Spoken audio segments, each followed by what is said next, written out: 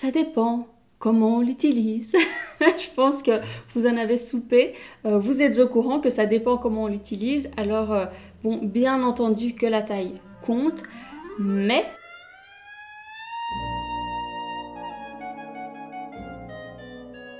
bonjour YouTube et coucou à tous mes ex. Alors, bienvenue dans cette nouvelle vidéo. Aujourd'hui, nous allons répondre à cette très grande question existentielle, très angoissante, très anxiogène.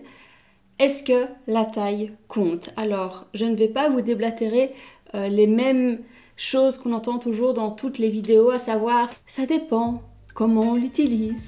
Je pense que vous en avez soupé. Vous êtes au courant que ça dépend comment on l'utilise. Alors, bon, bien entendu que la taille compte, mais ce qu'on ne vous dit jamais et ce dont on ne parle jamais finalement, c'est que, roulement de tambour, c'est que il y a également différentes tailles de vagin. Il y a différentes tailles de sexe de femme, différentes tailles de cavité vaginale. Et si les hommes étaient peut-être un petit peu moins obnubilés par la taille de leur sexe, peut-être qu'ils se seraient fait cette réflexion plus tôt, à savoir, certes, j'ai une taille correcte, mon sexe a une taille correcte, maintenant, est-ce que la taille de mon sexe correspond à la taille du sexe de ma partenaire? Parce que c'est ça la question à $1 million. Alors évidemment, ça ne se voit pas à l'œil nu, contrairement au sexe masculin. Un sexe de femme, on ne sait pas trop évaluer sa profondeur, sa largeur, son élasticité à l'œil nu. Mais voilà, c'est quelque chose qui se ressent. Alors, pourquoi est-ce que je vous dis ça? Je vous dis ça parce que finalement, ça ne sert à rien d'avoir un sexe énorme si votre partenaire a une toute petite cavité vaginale.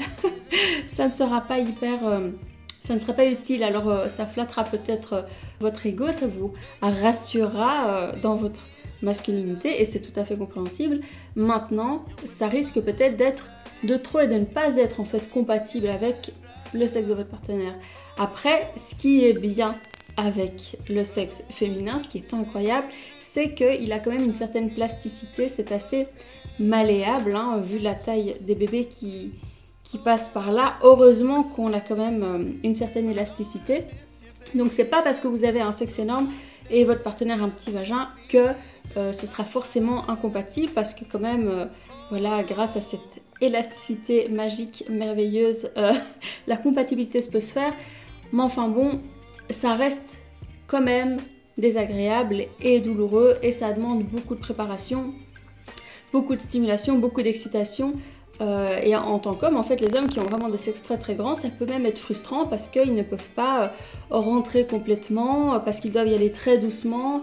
Et en fait, ça leur met beaucoup de barrières finalement au moment de passer à l'acte. Et ça, finalement, on l'oublie. Et les mecs qui n'ont pas des sexes énormes pensent que ouais, ce serait trop bien, alors qu'en réalité, c'est pas mal de contraintes. Mieux vaut avoir un sexe de taille moyenne, c'est beaucoup moins compliqué.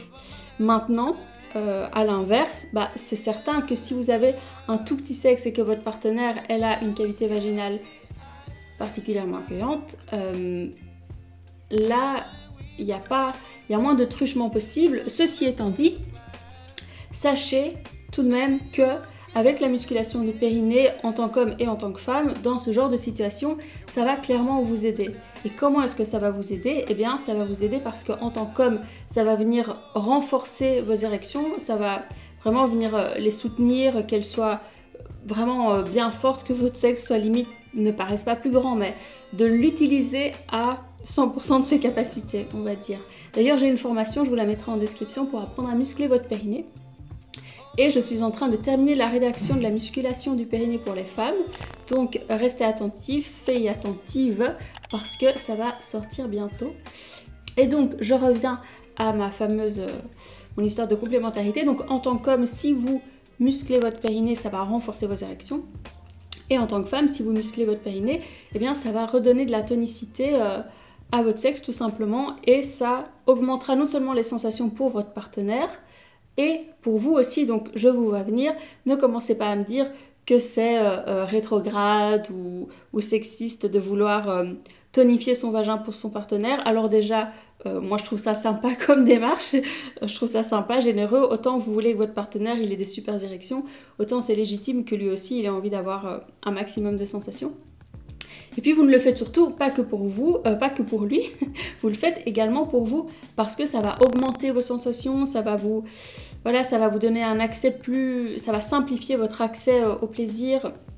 Donc vous avez tout à y gagner, et pour votre couple, et pour votre partenaire, et pour vous-même.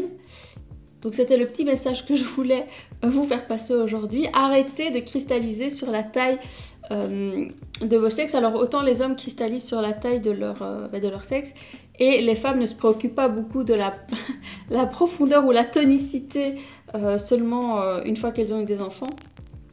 De la tonicité de leur sexe, alors seulement une fois qu'elles ont eu des enfants. Par contre, elles se focalisent beaucoup sur l'aspect esthétique qui est voilà, avoir des grandes lèvres, des petites lèvres, elles pendent trop, elles pendent pas assez. Bon, ça, j'ai envie de vous dire, au plus elles sont grandes, au plus vous avez de terminaisons nerveuses et de surface de plaisir. Voilà. Donc c'est aussi à vous de vous familiariser avec votre corps et de... Enfin, je vous dis ça parce qu'il y a des opérations qui permettent de raccourcir les lèvres, mais je trouve ça assez, finalement, assez barbare, assez violent, parce que c'est un endroit tellement délicat et qui est tellement pas à la vue de tous que venir réduire ses lèvres juste pour une question esthétique et même pas de sensation, c'est vraiment dommage. Vous vous privez de plaisir, quoi. Donc dites-vous finalement que la nature est bien faite et qu'elle a créé des sexes masculins de toutes les tailles, des sexes féminins de toutes les tailles pour que chacun puisse trouver chaussure à son pied, finalement. Donc voilà, je vous dis ça plutôt pour, plus sérieusement, pour sortir peut-être d'un rapport de performance et premier degré à la sexualité, où finalement, là où c'est vraiment chouette, c'est quand il y a une réelle complémentarité et une réelle harmonie qui se passe avec l'autre. Voilà, c'était mon petit message du jour. J'espère que ça vous aura plu. N'hésitez pas à vous abonner, à liker, à partager, à commenter. C'est important pour le référencement. Et puis, toutes les infos sont en description. Si vous voulez vous faire coacher, alors ma formation, c'est pas un coaching, c'est juste une formation en ligne. Mais si vous voulez vous faire coacher pour aller plus loin et être sûr de ne pas lâcher et d'aller au bout du programme, bien sûr, vous pouvez vous faire coacher également par moi. C'est avec plaisir que je répondrai à toutes vos questions lors d'un premier appel qui est encore et toujours gratuit. Ça ne change pas. Tout en description. Gros bisous, prenez bien soin de vous et à la semaine prochaine.